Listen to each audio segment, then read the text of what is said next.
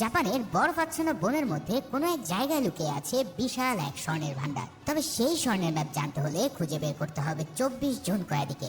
এ যেন পুরোপুরি এক অন্যরকম গুপ্তধনের নকশা, যা সম্পর্কে কেউ কখনো কল্পনাও করতে পারেনি। যদি মাথা নষ্ট ট্রেজার হান্ট মুভি দেখতে চাও তাহলে বসে পড়ো আজকের মুভি গোল্ডেন কামিও এর এক্সপ্লেনেশন দেখার জন্য। তো চলো আর পেঁচাল না বাড়িয়ে শুরু করা যাক আজকের এক্সপ্লেনেশন। মুভি শুরুতে আমরা 1904 সালে রুশ জাপানিজ ওয়ারের একটা ব্যাটল দৃশ্য দেখতে পাই। রাশিয়া আর জাপানের মধ্যে হওয়া যুদ্ধটা ছিল তখনকার সময়ে সবচেয়ে ভায়োলেন্ট আর রক্তক্ষয়ী একটা যুদ্ধ। এই যুদ্ধে প্রায় 60,000 রাশিয়ান এবং 46,000 জাপানি সৈন্য মারা গিয়েছিল।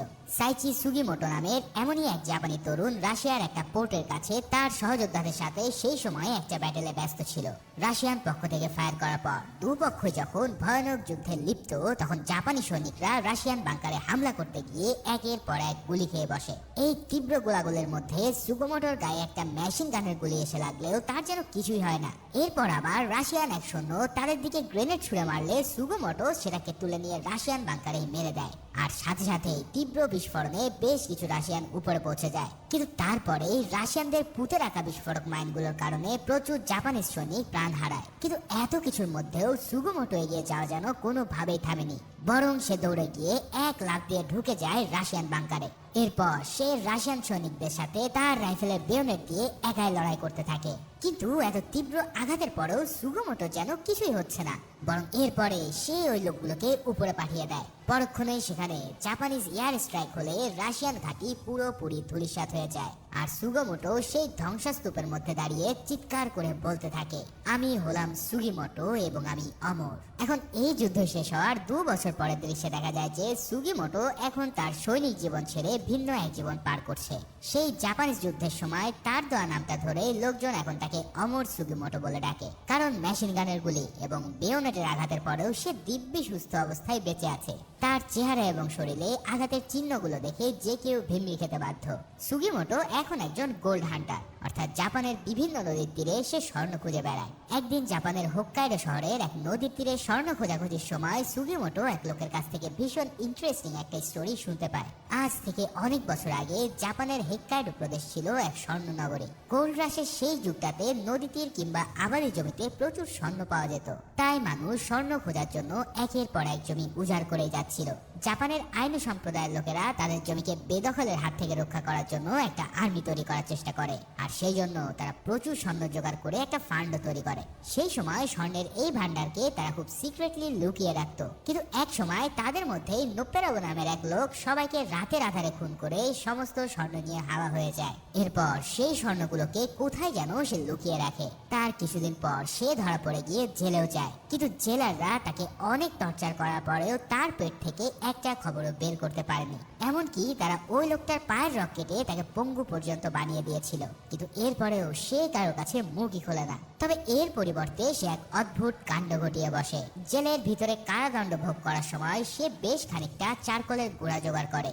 এরপর সে থুতুর সাহায্যে ওই চারকোলগুলো মিশিয়ে কালি বানায়, আর একটা সুইয়ের মাধ্যমে সেই কালি দিয়ে তার প্রিজন সেলমেটদের গায়ে ট্যাটু বানাতে শুরু করে। এই ট্যাটুতে সে খন্ড খন্ড নকশার মাধ্যমে গুপ্তধন অর্থাৎ লোকানো সেই স্বর্ণগুলো যেখানে আছে সেখানকার ম্যাপ ফুটিয়ে তোলে। ভাইরে ভাই, এমন অদ্ভুত ম্যাপের কথা এবারে প্রথম শুনলাম। যাই হোক, এভাবে প্রায় 24 জনকে ট্যাটু করার মাধ্যমে নেপ্পারও একটা নকশা কমপ্লিট করে। কিন্তু এই খবর আবার জেলের মধ্যে ছড়িয়ে পড়লে জেল কর্তৃপক্ষ তাদেরকে অন্য জেলে আলাদা করে রাখার জন্য সরিয়ে নিতে যায়। যখন তাদেরকে আর্মি প্রোটেকশনে জেল থেকে সরিয়ে নিয়ে যাওয়া হচ্ছিল, ঠিক তখনই তারা সুযোগ বুঝে আর্মিদের রাইফেল কেড়ে নিয়ে সবার উপরে হামলে পড়ে। এরপর সব সোলজারদেরকে শেষ করে দিয়ে তারা বনের মধ্যে অদৃশ্য হয়ে যায়। তারপর থেকে তাদের হদিস কিংবা স্বর্ণের হদিসও আর কেউ কোনোদিন পায়নি। এখন এই সমস্ত কথা শোনার পর সুগিমোটো এই স্টোরিটাকে স্রেফ গাল গল্প বলে চলে যাচ্ছিল, কিন্তু হঠাৎ পিছন থেকে ওই স্টোরি বলা লোকটা তার উপরে রাইফেল তাক করে আর বলে, আমি তোমাকে একটু বেশি বলে ফেলেছি। সুগিমোটো বিন্দুমাত্র ভয় না পেয়ে নিজের পুরাতন মিলিটারি কায়দায় লোকটার হাত থেকে রাইফেল এক ঝাটকায় কেড়ে নেয়। তখন সেই লোকটাও ভয়ে বনের ভিতরের দিকে পালাতে শুরু করে। এবার সুগিমোটো ভাবতে থাকে যে সত্যি কি স্টোরিটা সির্ফ গল্প, না হলে এই লোকটা কাহিনী শোনানোর পর তাকে মারতে চাইলো কেন। ভাবতে ভাবতে সুগিমোটো যখন বনের ভিতরে হেঁটে যাচ্ছিল, ঠিক তখনই কিছু দূর যাওয়ার পর সে দেখতে পায় ও লোকটার বুকের মাঝখান থেকে ভয়ানক ভাবে মাংস খুবলে নেওয়া হয়েছে। সুগিমোটো এবার পাশের বরফে পায়ের ছাপ দেখতে পায় আর বুঝতে পারে যে এটা ভাল্লুকের কাজ। তবে আরো অবাক করা কাণ্ড হলো, ওই লোকটার জামা খুলে সে যা দেখতে পায় সেটাতে তার মাথার হুঁশ একদমই উড়ে যায়। সে দেখতে পায় ওই লোকটার গায়ে আঁকা আছে সেই নকশারই একটা অংশ।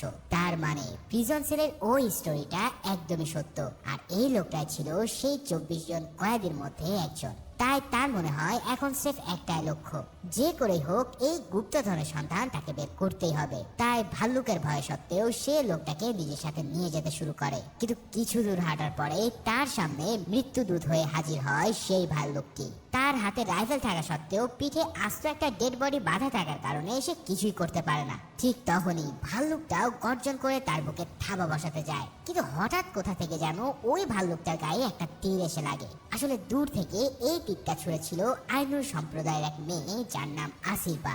আইনুরা এই জঙ্গলের বাসিন্দা হওয়ার কারণে তারা বেশ অভিজ্ঞ শিকারী। এমনকি তারা নিয়মিত ভাল্লুক শিকার করে ভাল্লুকের মাংস পর্যন্ত খায়। এই ভাল্লুকটাকে মারার পর আসিফা ভাল্লুকের কাছে এসে প্রথমে সুগিমোটোকে এখান থেকে সরে যেতে বলে, কারণ আশেপাশে আরো অনেক ভাল্লুক আক্রমণ করার জন্য ওত পেতে আছে। এরপর আসিফা মৃত ভাল্লুকের বডির যেই অংশে তীর লেগেছিল সেই অংশের মাংস কেটে নিতে শুরু করে, যাতে তীরের বিষ ছড়িয়ে গিয়ে মাংস এবং চামড়াটা নষ্ট না হয়ে যায়। ভাল্লুকের পেট কাটার পর বোঝা যায় যে তার পেট খালি, অর্থাৎ এই ভাল্লুকটা ওই মৃত লোকটার মাংস খায়নি, খেয়েছে অন্য কোনো ভাল্লুক। আসিফা তখন বলে এই লোকটাকে যে ভাল্লুক মেরেছে সে নিশ্চয়ই তার আহার শেষ করতে আসবে, তাই সুগিমোটোর উচিত হবে ডেড বডিকে এখানে ফেলে যাওয়া। কিন্তু সুগিমোটো জানায় যে তার পক্ষে এই লোকটাকে ছেড়ে যাওয়া সম্ভব নয়। তারপর বরফের মাঝে আগুন জ্বালিয়ে সে আসিফাকে ওই লোকটার স্টোরিগুলো বলতে শুরু করে। এবার আসিফা জানায় সেও এই স্টোরিটা বিশ্বাস করে, কারণ তার বাবা নিজেই খুন হওয়া আইনু সম্প্রদায়ের লোকদের মধ্যেই একজন ছিল। এখন যে লোকটাকে সুগিমোটো নিয়ে এসেছে তার বুকের মাঝখানের একটা জায়গা মার্ক করা ছিল। এখন এমন মার্কিং সাধারণত কোনো প্রাণীর চামড়া ছড়ানোর আগে তার বুকে করে নেওয়া হয়। এই সব দেখে সুগিমোটো বুঝে যায় যে নরেপ্পবু নামে সেই লোকটা আসলে তার 24 জন সেলমেটের সাথে স্বর্ণ ভাগ করার প্ল্যানে ছিল না, বরং তার প্ল্যান ছিল ওই সমস্ত লোককে খুন করে তাদের চামড়াগুলো নিয়ে নকশা একত্রিত করা। যাই হোক, আসিফা যখন বুঝে যায় যে ওই ক্ষুধার্ত ভাল্লুকটা তাদের উপরে অ্যাটাক করবে, তখন সে সুগিমোটোকে নিয়ে তার জন্য প্রস্তুতি শুরু করে। ডেড বডিটাকে এক পাশে রেখে তারা ভাল্লুকটার জন্য একটা ট্র্যাপ সাজায়। কিন্তু কিছুক্ষণ পর সেই ভাল্লুক এসে ডেড বডি রেখে সুগিমোটোর উপরেই অ্যাটাক করে বসে।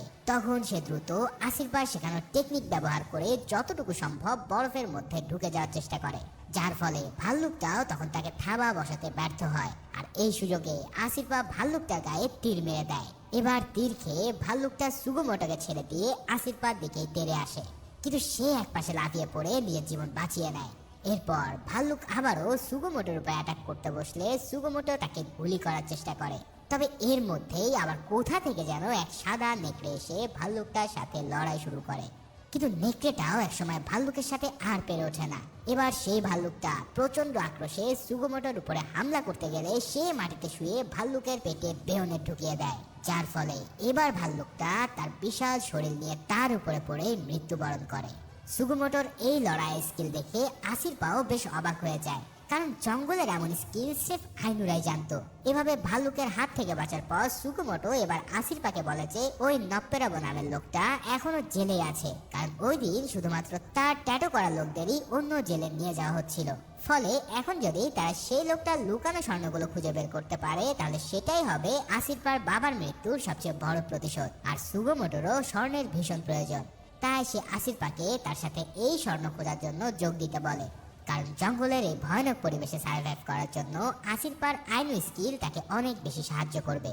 এই সব শুনে আসিফাও তার বাবার মৃত্যুর প্রতিশোধের জন্য সুগিমোটোর কথায় রাজি হয়ে যায়। তবে সে সুগিমোটোর কাছ থেকে প্রতিশ্রুতি আদায় করে যে যাতে সুগিমোটো কাউকে হত্যা না করে, কারণ আইনুরা তাদের আইন অনুসারে কখনো মানুষ হত্যা করতে পারে না। এই সব শুনে সে আসিফাকে প্রতিশ্রুতি দিলে এবার তারা দুজন শহরের উদ্দেশ্যে রওনা দেয়।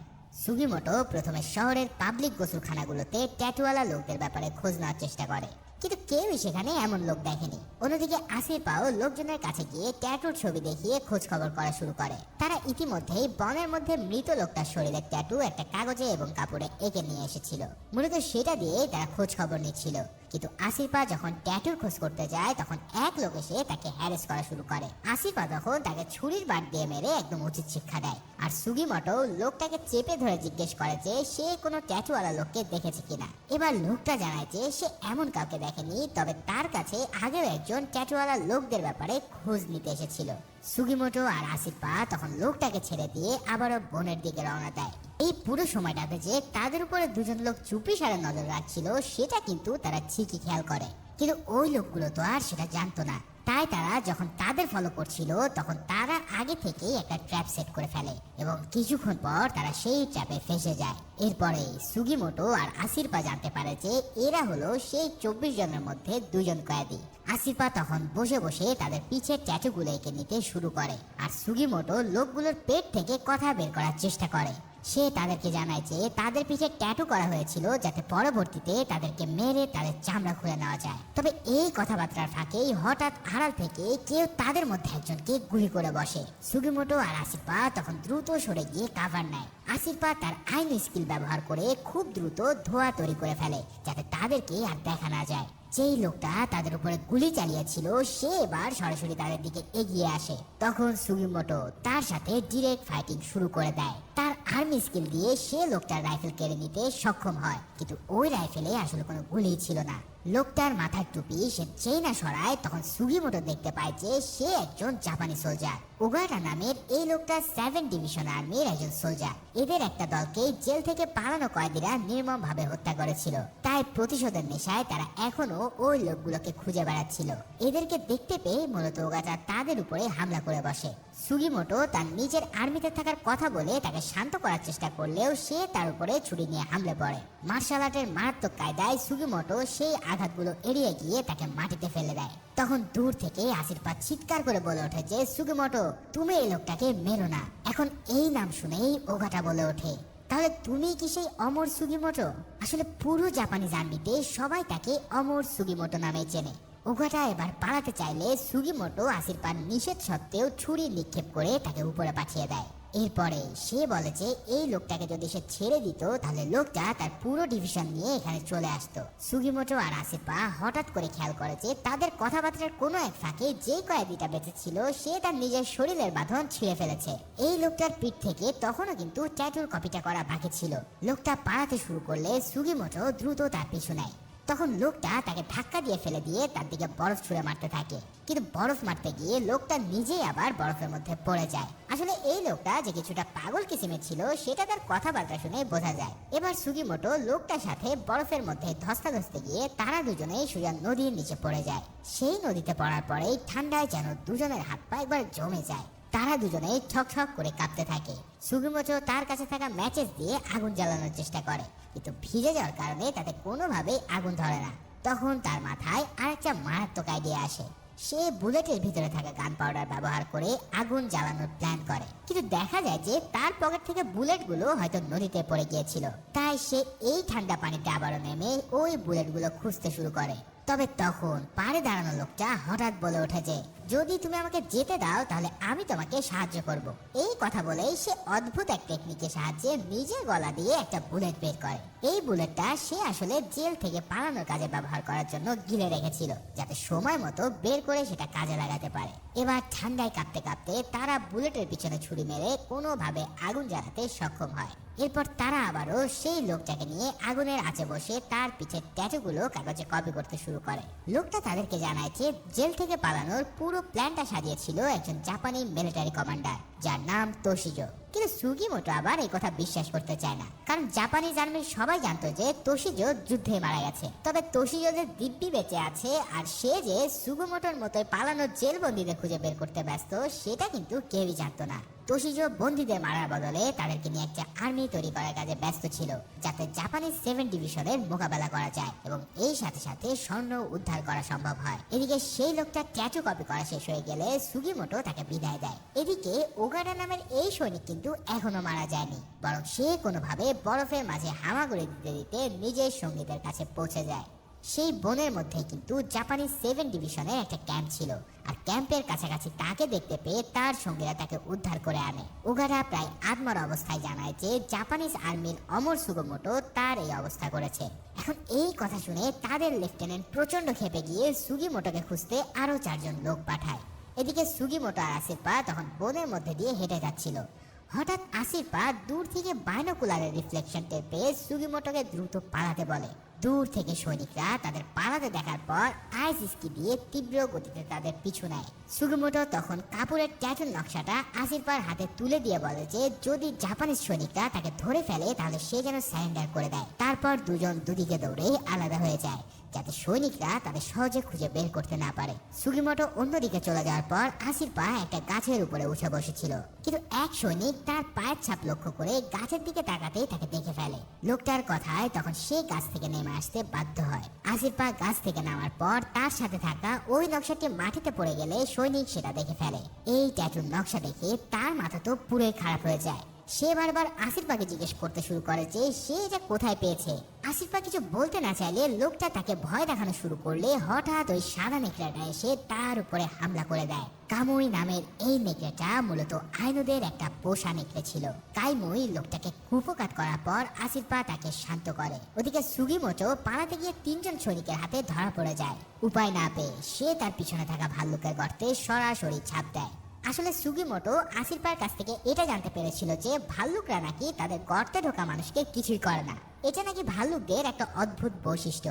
সুগিমোটো সেই গর্তে ঝাঁপ দেওয়ার পরে 3 জন সৈনিকের একজন গর্তের দিকে লক্ষ্য করে একটা গুলি চালায়। সাথে সাথে সেখান থেকে একটা ভাল্লুক বেরিয়ে এসে তাদের 3 জনকেই এক থাবায় শেষ করে দেয়। এভাবে ভাল্লুক ওই 3 জনকে কিমা বানিয়ে দেওয়ার পর সুগিমোটো গর্ত থেকে বেরিয়ে হাঁটতে থাকে। কিছু দূর যাওয়ার পর সে আসিরপাকে আবারও দেখতে পায়। সুগিমোটো আসার পর আসিরপা তাকে নিজ গ্রামে নিয়ে যায়। আইনু সম্প্রদায়ের লোকেরা এই বনের ভিতরে একটা ছোট্ট গ্রামে বাস করত। সুগিমোটো সেখানে যাওয়ার পর আইনুদের কালচার এবং অতিথি আপ্যায়ন দেখে ভীষণ ইমপ্রেস হয়ে পড়ে। আসিরপা তাকে নিজের দাদিমার সাথেও পরিচয় করিয়ে দেয়। রাতের খাওয়া দাওয়া করার সময় হঠাৎ আসিরপার দাদিমা সুগিমোটোকে আসিরপাকে বিয়ে করতে বলে, কারণ তিনি ভেবেছিলেন যে সুগিমোটো আর আসিরপা হয়তো একে অপরকে ভালোবাসে।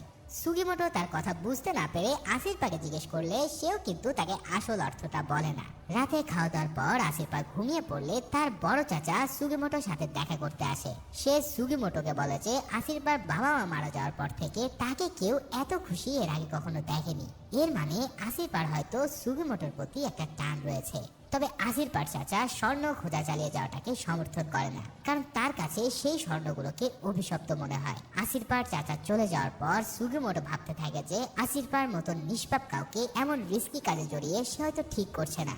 তাই কষ্ট হওয়া সত্ত্বেও সকালবেলায় আসিরপাকে ঘুমের মধ্যে রেখেই সুগিমোটো আইনুদের গ্রাম ছেড়ে চলে যায়। ওদিকে জাপানের ক্যাপ্টেন হঠাৎ খবর পায় যে সে যে 4 জন লোককে পাঠিয়েছিল তাদের সবাই সুগিমোটোর কাছে মারা পড়েছে। তার মধ্যে আবার একজনকে আহত অবস্থায় পাওয়া যায়। এই কাণ্ড দেখে ক্যাপ্টেন এসে সুরমির উপরে প্রচন্ড চেঁচামেচি করে তাকে আর্মি থেকে বের করে দেওয়ার হুমকি দেয়। কিন্তু সুরমি তার সিনিয়র ক্যাপ্টেনের সাথে এমন কাণ্ড করে বসে যেটার জন্য আমি একদমই প্রস্তুত ছিলাম না। ক্যাপ্টেন তার দিকে আঙ্গুল তুলে কথা বলতে আসলে সে হঠাৎ কামড় দিয়ে আঙ্গুলটাকেই বিচ্ছিন্ন করে দেয়। মানে এই লোক পুরো সাইকো লেভেলের মানুষ। ক্যাপ্টেন তখন রাগে গজগজ করতে করতে এক সোলজারকে আদেশ দেয় যাতে তাকে শুট করে দেওয়া হয়, কিন্তু সেই সোলজার সুরমিকে শুট করার বদলে ক্যাপ্টেনকে গুলি করে উপরে পাঠিয়ে দেয়। কারণ 7 ডিভিশনের সমস্ত সৈন্য সুরমির একান্ত অনুগত ছিল। তারা সবাই মিলে তারই নেতৃত্বে অনেকদিন ধরে স্বর্ণ খোঁজার কাজে লেগে রয়েছে। ওদিকে সুগিমোটোর হাত থেকে বেঁচে যাওয়া কয়েদি সিরাইসির উপরে হঠাৎ উশিয়ামা নামের এক লোক হামলা করে বসে। এই লোকটাকে মূলত কমান্ডার তেজস্বী তার দলে ভিড়িয়ে নিয়েছিল, যাতে সে ওই 24 জন কয়েদিদের সবাইকে খুঁজে বের করতে পারে। যখন উশিয়ামা সিরাইসিকে তাড়া করতে থাকে তখন সে পালাতে পালাতে হঠাৎ একদল সৈনিকের সামনে এসে পড়ে। সিরাইসি পাগলের মতন করতে করতে সেই লোকগুলোকে অনুরোধ করতে জানায় যে তারা যেন তাকে উশিয়ামার হাত থেকে বাঁচিয়ে নেয়। প্রথমে তো সৈনিকরা তার কথায় কান দিতে চায়নি, তবে ট্যাচুর কথা শোনার পর সাথে সাথেই তারা অ্যালার্ট হয়ে যায়। এদিকে উশিয়ামা ছিল সাইরাসির চেয়ে সবচেয়ে বড় পাগল আর সাইকো। জাপানি সৈন্যরা তাকে গুলি করেও কুপঘাত করতে পারে না। তাদের সবাইকে ছিটকে দিয়ে উশিয়ামা সাইরাসিকে আবারও তাড়া করতে শুরু করে, কিন্তু ততক্ষণে সাইরাসি আবারও দেওয়ালের আড়ালে লুকিয়ে পড়েছিল। হঠাৎ আরেকজন লোক এসে জাপানি সৈনিকদের দিকে একটা গ্রেনেড নিক্ষেপ করে। এই লোকটাও কমান্ডার তেজস্বীর দলেরই একজন ছিল, কিন্তু যেই গ্রেনেডটা সে নিক্ষেপ করে সেটা সৈনিকদের কাছে না গিয়ে সাইরাসির কাছে গিয়ে পড়ে। সাইরাশিও দ্রুত গ্রেনেডটাকে তুলে নিয়ে অন্যদিকে ছুঁড়ে ফেলে দেয়। জাপানি সৈনিকরা আবারও সেটাকে তুলে নিয়ে ছুঁড়ে ফেলে দিলে গ্রেনেডটা আবারও সাইরাশির কাছে এসে পড়ে। মানে এখানে গ্রেনেড নিয়ে পুরো একটা খেলা চলছিল। এবার সাইরাশি আর কোনো উপায় না পেয়ে নিজের শরীরে সর্বশক্তি দিয়ে দৌড় দেয়, আর গ্রেনেডটা প্রচন্ড শব্দে বিস্ফোরিত হয়। সাইরাশি অল্পের জন্য গ্রেনেডের আঘাত উড়ে যাওয়া থেকে রক্ষা পায়। ওদিকে কয়েক মাইল দূরে হঠাৎ এক তীব্র এক্সপ্লোশন শোনা যায়। এরপর খবর আসে যে ওই ব্যাংক থেকে কারা যেন প্রচুর মালামাল, টাকা আর অ্যান্টিক তরোয়াল লুট করে নিয়ে গেছে। লেফটেন্যান্ট সুরমি খবর পেয়ে দ্রুত সেখানে চলে যায়। সে বুঝতে পারে যে গ্রেনেড হামলাটা আসলে 7 ডিভিশনের সৈনিকদের অন্য রাস্তায় ব্যস্ত রাখার জন্য একটা প্ল্যান করা হয়েছিল। এই সুযোগে হামলাকারীরা এই ব্যাংক লুট করে নিয়েছে। সুরমি ব্যাংকের দোতলায় জানলা খোলার পর কমান্ডার তেজস্বীকে এক ঝলক দেখা মাত্রই তারা গুলি করে, কিন্তু বুলেট প্রুফ জ্যাকেট পরে থাকার কারণে তার কিছুই হয় না এবং সে ঘোড়া নিয়ে সেখান থেকে পালিয়ে যায়। তেজস্বী মূলত তার তৈরি করা আর্মি দলের খরচ সামলানোর টাকা জোগাড় করার জন্য এই ব্যাংকটায় লুট করতে এসেছিল। অন্যদিকে আইনুদের গ্রাম থেকে চুপিসারে পালিয়ে আসার পর সুগিমোটো একটা রেস্টুরেন্টে বসে খাবার খাচ্ছিল। সেখানে 7 ডিভিশনের দুজন চলে আসলে তাদের সাথে হঠাৎ তার হাতাহাতি শুরু হয়ে যায়। সে ওই দুজনকে কাবু করে দিলেও লেফটেন্যান্ট সুরমি এসে তার পুরো ফোর্স নিয়ে চলে আসে। তাই এদের সামনে সুগিমোটো আর টিকতে না পেরে সারেন্ডার করে দেয়। এবার তাকে ধরে নিয়ে যাওয়ার পর সুরমি তাকে বসিয়ে ইন্টারোগেট শুরু করে। সুরমি ভেবে নিয়েছিল যে সে হয়তো বন্দীদেরকে মেরে ট্যাটুর নকশার জন্য তাদের চামড়া তুলে নিয়েছে, কিন্তু সুগিমোটো তো এমন কিছু করেনি। এর উপরে সে যে সুগিমোটো সেটাও সে অস্বীকার করে বসে। তখন সুরমি বলে যে সে সুগিমোটোকে নিজের চোখে যুদ্ধ করতে দেখেছে। এরপর সুরমি তার সাইকোনোসিসকে আরো এক ধাপ উপরের লেভেলে নিয়ে যায়। সে সুগিমোটোর মুখের মধ্যে একটা স্টিক ঢুকিয়ে এফোর ওফোর করে দেয়। সুরমি বলে যদি সুগিমোটো তার সাথে কাজ করতে রাজি হয় তাহলে তাকে ছেড়ে দেওয়া হবে। আসলে সুরমির প্ল্যান ছিল যে 7 ডিভিশনের সব সৈনিকদের দিয়ে হাক্কাইডো প্রদেশ দখল করার পর তারা এখানে মিলিটারি শাসন জারি করবে। এরপর পুরো প্রদেশেই ব্যাপক আকারে খননের কাজ চালানো হবে যাতে ওই স্বর্ণগুলো উদ্ধার করা যায়। এছাড়া ওই প্রদেশে সমস্ত বন উজাড় করে তারা আফিম চাষও করবে। এবার সুরমি কিছু স্বর্ণের কয়েন দেখিয়ে বলে যে এই কয়েনগুলো সে আইনুরা যেখানে মারা গিয়েছিল সেখানে পেয়েছে। অর্থাৎ স্বর্ণের গুজবটা একেবারে সত্যি। কিন্তু সুগিমোটো তার কথায় কোনো মতেই রাজি ছিল না, কারণ একে তো সুরমির প্ল্যান অত্যন্ত অসৎ এবং ভয়ানক ছিল, তার উপর বন উজাড় করলে আইনুদের কি হবে? এছাড়াও আরসি পাড়া তখন কোথায় থাকবে? তাই সুগিমোটো সুরমির কথায় একেবারে রাজি হয় না। তবে তখন সুরমিও তার লোকদের অর্ডার দেয় যাতে সুগিমোটোকে আরো বেশি টর্চার করতে পারে। ওদিকে সুগিমোটো চলে যাওয়ার পর আরসিপা তাকে খুঁজতে খুঁজতে হয়রান হচ্ছিল। এবার আর কোনো উপায় না পেয়ে সে নিজের নেকড়ে কাইমুকে দিয়ে সুগিমোটোর ফেলে যাওয়া একটা মোজা শুকতে দেয়। কাইমুই সেই গন্ধ ধরে তাকে একটা ঘরে নিয়ে যায়, কিন্তু সেটা ছিল ওই পাগল জেলবন্দি সাইরাসের ঘর। সাইরাস জানায় যে বনের মধ্যে একসাথে থাকার সময় তার আর সুগিমোটোর মোজা হয়তো পাল্টাপাল্টি হয়ে গেছে, আর সে সুগিমোটোকে 7 ডিভিশনের হাতে ধরা পড়া খবরটাও জানিয়ে দেয়। এসব শুনে আসিরপা এবার সাইরাসিকে হুমকি দিয়ে তাকে 7 ডিভিশনের বেজের দিকে রওনা দেয়। সেখানে পৌঁছানোর পর সাইরাসি ভাবতে থাকে যে সুগিমোটো হয়তো এতক্ষণে উপরে চলে গেছে, কিন্তু আসিরপার বিশ্বাস ছিল যে সুগিমোটো এখনো বেঁচে আছে, কারণ সে অমর সুগিমোটো। ওদিকে সেই বেসে তখন দুজন সৈনিক সুগিমোটোকে টর্চারের কাজে ব্যস্ত ছিল। সুগিমোটো তার হাত পা বাঁধা অবস্থাতেই মারাত্মক ডিগবাজি দিয়ে চেয়ার ভেঙে ফেলে। এরপর দুজন সৈনিকের সাথে তার ফাইটিং শুরু হয়ে যায়। সেই দুজন মিলেও তাকে কুপকাত করতে না পারলে বাকি সৈন্যরা এসে তাদেরকে ছাড়িয়ে দেয়। এদিকে জানলা দিয়ে এই দৃশ্য দেখার পরে সাইরাসি কনফার্ম করে যে সুগিমোটো এখনো বেঁচে আছে। এবার সাইরাসি স্বর্ণের কিছুটা ভাগ পাওয়ার লোভে আসিপার সাথে ডিল করে নেয়। এরপর সে জানলার রড দিয়ে এমন ভাবে ভিতরে ঢোকে যেটা না দেখলে তোমাদের বিশ্বাসই হবে না। ভাইরে ভাই, এমন ছোট চিপা দিয়েছে একটা আস্ত মানুষ ঢুকে পড়তে পারে সেটা আমি আগে কখনোই দেখিনি। যাই হোক, সাইরাসি ভিতরে ঢোকার পরেই সুগিমোটো বাঁধন খুলে দিয়ে একপাশে লুকিয়ে পড়ে। ইতিমধ্যে আরেক সৈন্য আবারও তাকে টর্চার করার জন্য ভিতরে ঢুকলে এবার ওই লোকটাকে তরোয়াল দিয়ে এক কোপে উপরে পাঠিয়ে দেয়। কিছুক্ষণ পর ওই সৈনিকটার সঙ্গীত চেঁচামেচি শুনে সুরিমি এসে দেখতে পায় যে সুগিমোটো ঘরের একপাশে পড়ে আছে আর ওই সৈনিকটাও রক্তাক্ত হয়েছে। অর্থাৎ লড়াই করতে গিয়ে হয়তো সৈনিকটা মারা গেছে আর সুগিমোটো হয়তো গুরুতর আহত হয়েছে, কেননা তার বুকের বেশ খানিকটা জায়গা জুড়ে রক্ত ভাসছিল।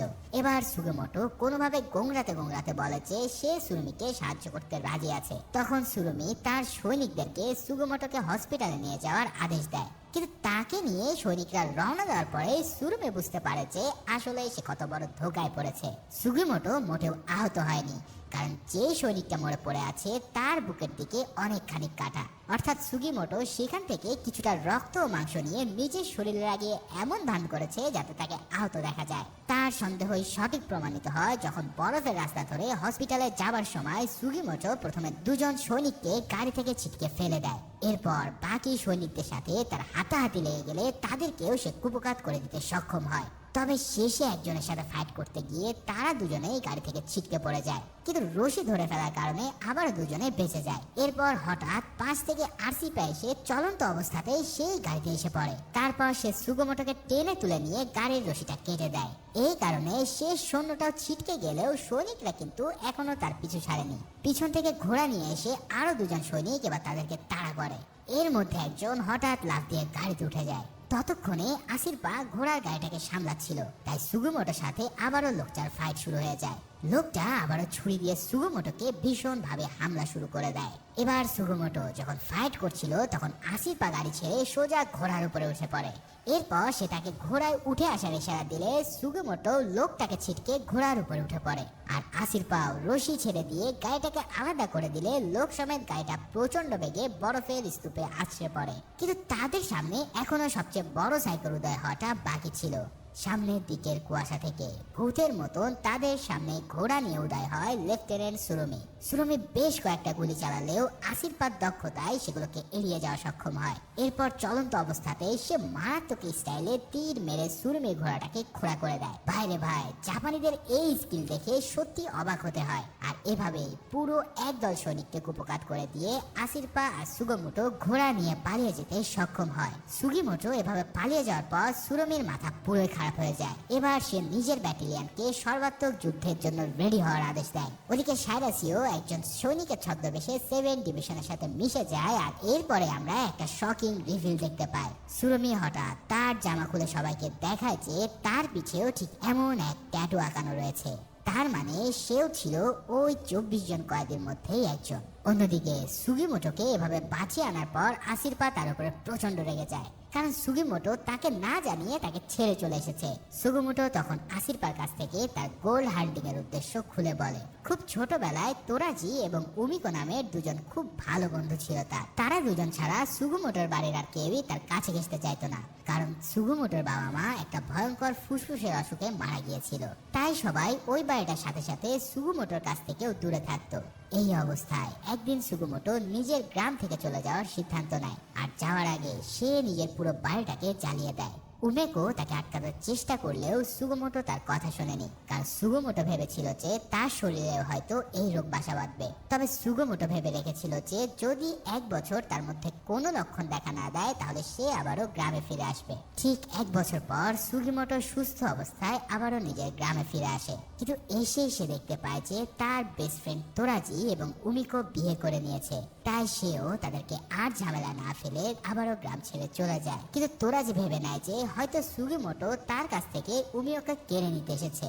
কিন্তু সুগিমোটো শান্তভাবে তেরোজিকে কংগ্রাচুলেশন জানিয়ে চলে যায়। সেই বছরে রুশ জাপানিজ যুদ্ধ শুরু হলে তেরোজি আর সুগিমোটো একই ডিভিশনে যোগ দেয়। সেখানে তারা নিজেদের মধ্যে সমস্ত ক্যাচাল ভুলে গিয়ে যুদ্ধের ময়দানে একসাথে পাশাপাশি থেকে যুদ্ধ করে। কিন্তু যুদ্ধের এক পর্যায়ে তেরোজি সুগিমোটোকে বাঁচাতে গিয়ে গুরুতর আহত হয়। এরপর মৃত্যু সজ্জায় সে সুগিমোটোকে বলে যে উমিকোর চোখের অবস্থা ভালো না। তার প্ল্যান ছিল যে সে যুদ্ধের পর উমিকোর চোখের চিকিৎসা করাবে। এভাবে তেরোজি সুগিমোটোকে উমিকার দেখার দায়িত্ব দিয়ে তার কোলেই ঢলে পড়ে।